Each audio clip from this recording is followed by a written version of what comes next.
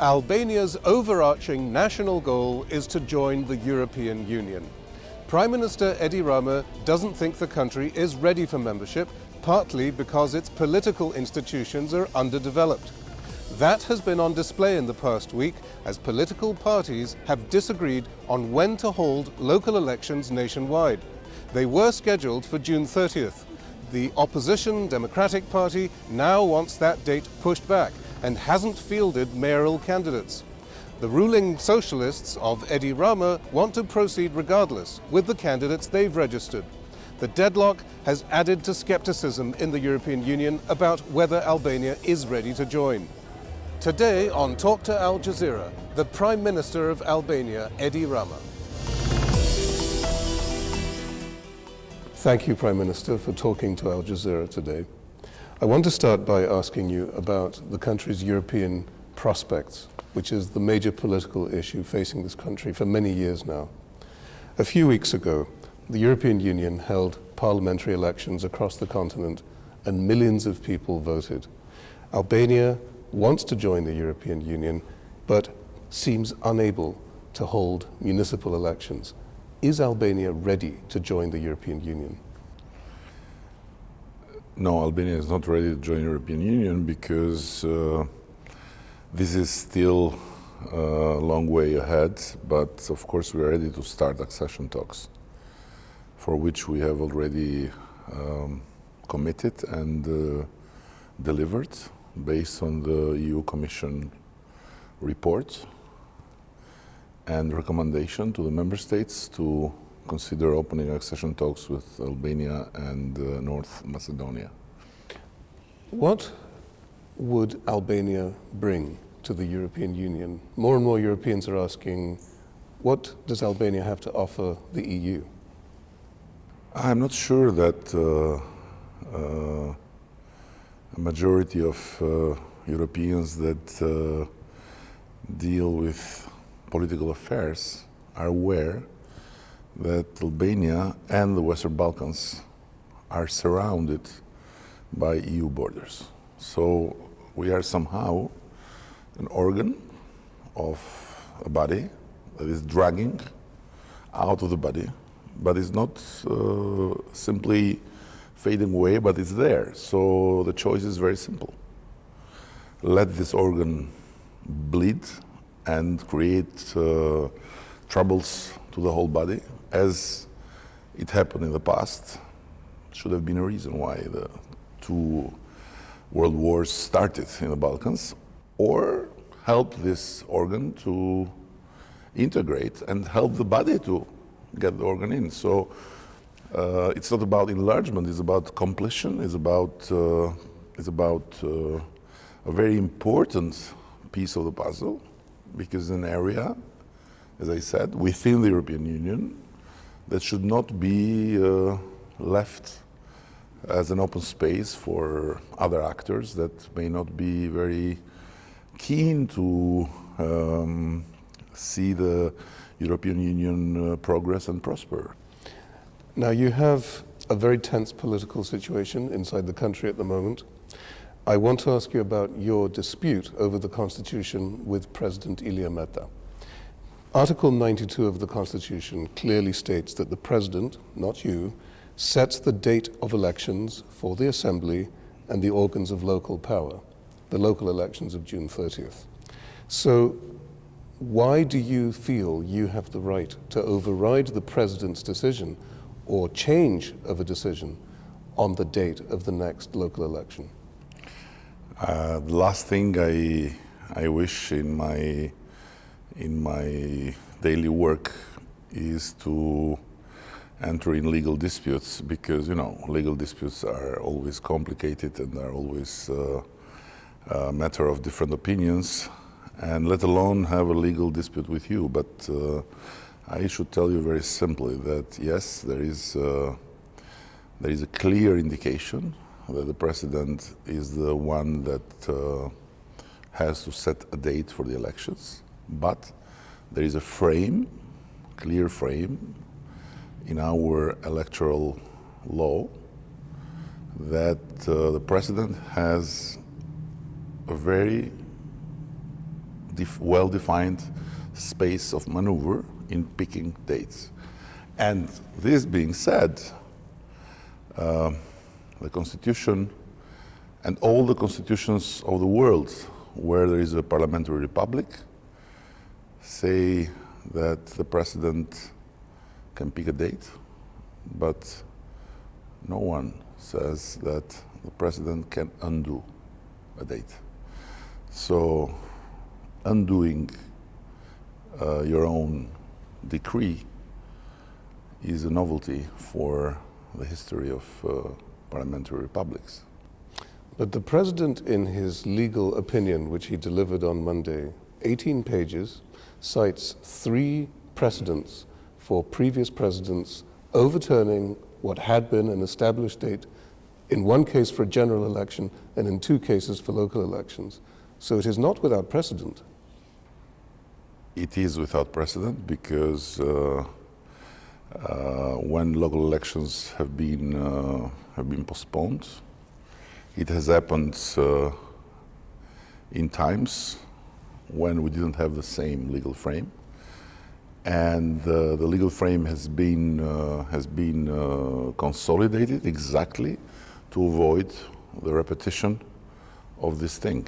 And when general elections were postponed 2 years ago, based on an agreement between parties, it was only 1 week within the constitutional and legal frame, and it was based on a consensus of all political parties.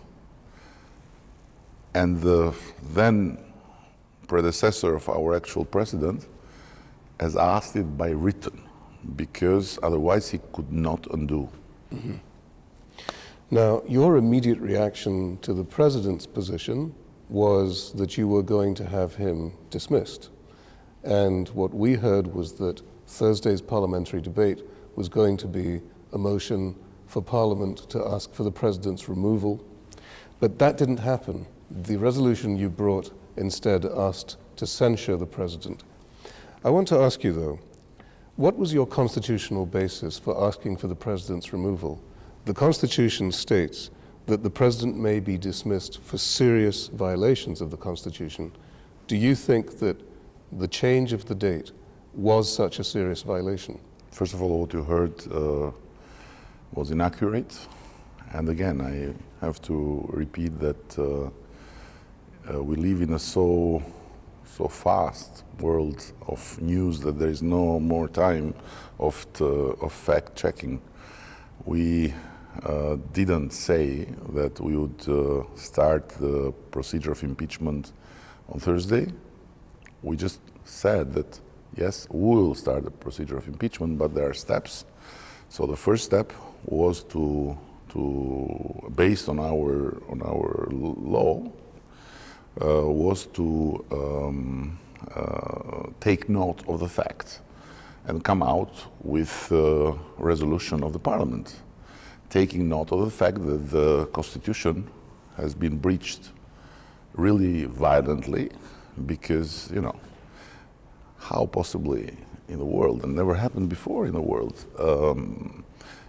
at least in the part of the world where we have democratic parliamentary republics, that once the elections have started, once the campaign has started, the president can say, I'm sorry, I have to undo the date. It doesn't happen. So this is a stunning violation of the Constitution. The president said that he acted out of concern for public security and democratic stability.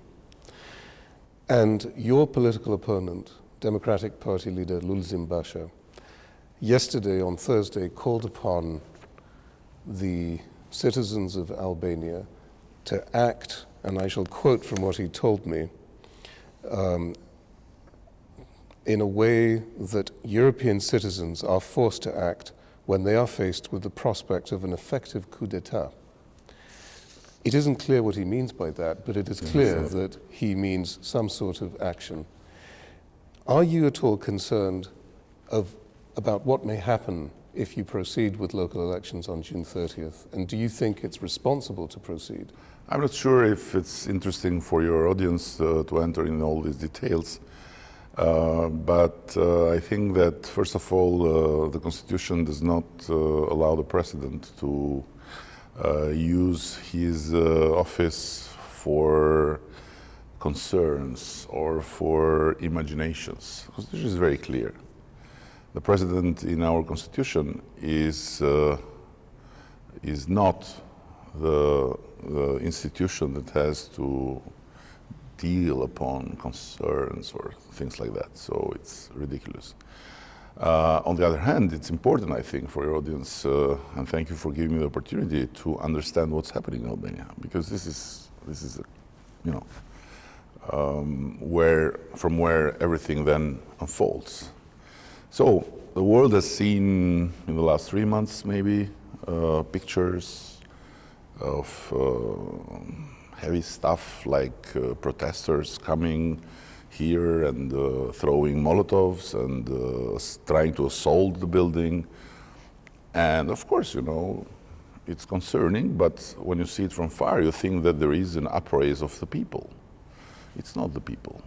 It's just an old and quite obscure politics of a group of representatives of the people that have a big concern. They have a concern with our justice reform, and they have a concern with the possibility of opening the negotiations now, which would imply starting immediately with the 2 chapters of justice. And then, of course, will imply that Albania has to show that it is a state of rule of law, and it's not just about being okay in the paper, but it's also about having the capacity to indict and convict, big guys. So we are now in a process of vetting of all judges and prosecutors from the old system, and many of them are already kicked off because of not being able to show, to prove the legitimacy of their wealth.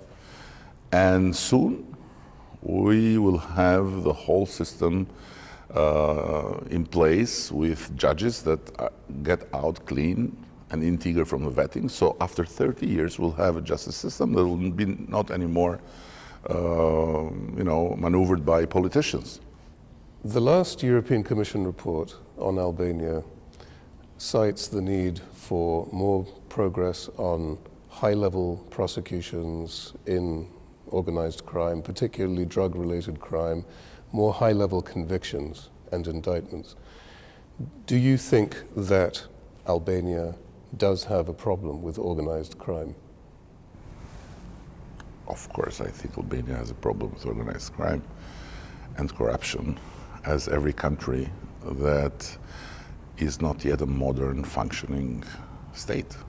That's why we are in this process. That's why we're not members of EU, or that's why that I'm not pretending that it's an injustice that we are not members today. We need to prepare, we need to modernize, and fighting corruption and fighting organized crime is about very strong will, but it's about very strong institutions and very strong mechanisms and functioning in every direction.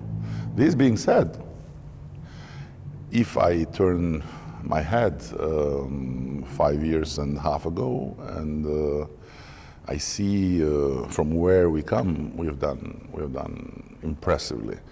But if I see forward where we want to go and where I aim to bring the country, there is much more to do. This is part of the problem, managing the expectations. Yes. Albanians really want to go to Europe now, and many of them are leaving. We hear as many as 50,000 a year, according to some estimates, because in Albania, salaries rarely rise above $400.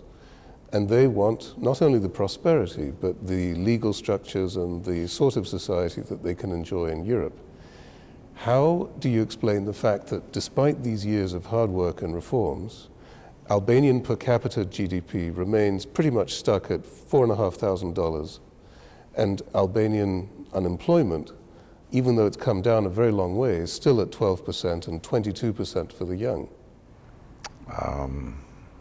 Listen, how you explain that, it's a rhetoric question, that last year in Germany there were 100,000 Croats, member of European Union, much more, ahead of us, that registered in German labor offices. How you explain that Portugal has a quite impressive period of reforms and some good results, and there are 50,000 people leaving? How you explain that the south of Italy is emptying by people leaving to the north, and the north is, in trouble for medical doctors that are leaving? It's one of the most excellent systems of healthcare in Europe, and still they say, we're missing medical doctors. How you explain that this is happening in every country? Now, yes, of course, we live in a big global village. It's not anymore like it was 10 or 20 years ago. People see much more opportunities, and I realize that better you do, more you want. It's not like, people that live in total poverty, they lose the capacity to have even ambitions, But people that start to move out from poverty, of course, they want to have more. So it's not something that there is a magic to fix. And I always say, expectations are the biggest enemy of every government that comes with a lot of support. But at the same time, what I think is what we need to do is to not let the new generation, the generation of my little kid, of our little kids, to lose.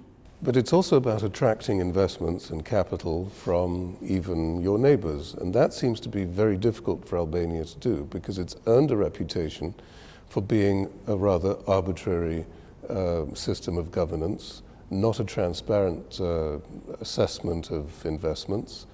There are high-profile cases of investments that didn't happen, like Club Med on the south coast. And there is also a connection to organized crime in this perception. Among Albanians, we hear many people voicing opinions that there are so many members of parliament, even government ministers, who appear to be colluding with organized criminal rings, that they seem not to care about the legitimate economy, but the illegitimate economy, and that the only way to do business in Albania is to be in some way illegitimate. This is the perception, not only of Albanians, but also of many foreign investors. Yeah. How do you combat that? Listen, again, third time in the interview, I have to say, yes, there is always some truth in this kind of hearsaying, in this kind of perception. But in the same time, I realize more and more in the hard way that there is no bigger lie than the half-truth. So now you legitimately say, what is the truth? Don't ask me, ask Shell, one of the biggest companies in the world.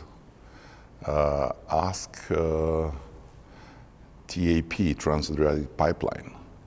Ask other investors that are working in this country, and listen from them if this perception meets with their reality of work. Secondly, Albania, based on the World Bank, not on my wishful thinking, created last year more than half of new jobs in the region. Thirdly, we had the second highest level of foreign investments in the region. last year. So it's a big fight, and this perception is also a big problem to fight with. But again, if I turn the head 5 years and a half ago when we were elected, when we entered in office, and I see it now, oh my God, we have changed a lot. We have done things that nobody imagined before. Now, if I have to see the reality, not the perception, yes, there is a lot of truth in what you say, but the good news is that we are fighting like hell every day to improve. You face a controversial local election, which you have said you are resolved to hold without the participation of the opposition. I want to ask you whether it wouldn't be more responsible to consider meeting with the president, who has invited you, along with all the other parties, to talk about a consensual date that would be uncontroversial, or rather than hold an election that may also contain unpleasant surprises. Will you see the president? Will you answer his call as a party leader? First of all, we are not in this electoral process alone because we have excluded the opposition. We are in this electoral process alone because the opposition has self-excluded. So, opposition excluded itself based on its own strategy. They have walked out of parliament. They have burned the mandates. They've taken the Molotovs. They have transformed themselves in yellow vests. And they have engaged in the creation of an image of Albania that is not the result of a people upraise, but is the result of a setup. Now, it seems that the reasonable way would be to say, okay, guys, you got crazy, so now we have to settle and let postpone the elections. But it's not what Albania deserves, and it's not what the future is about. Because if we set a precedent that a party, two parties, three parties, one side, decide to impose the disruption and election terms can be decided upon disruption, then we'll have it for many years to come. One party today, another party tomorrow, another. But it's not about what we are fighting for. We are fighting for a state where there is rule of law, where politicians are equal in front of the law as every citizen and not above the law. And at the end, the elections is not made for the politicians to decide. It's made for the people to decide about the politicians. So we have the duty to go to the people, and the people have the right to judge us. Escaping this judgment or transforming this very basic element of our democratic life, it means going in a direction which is not our future. It's a past. Prime Minister, thank you for talking to Al Jazeera. Thank you very much. It's also an honor.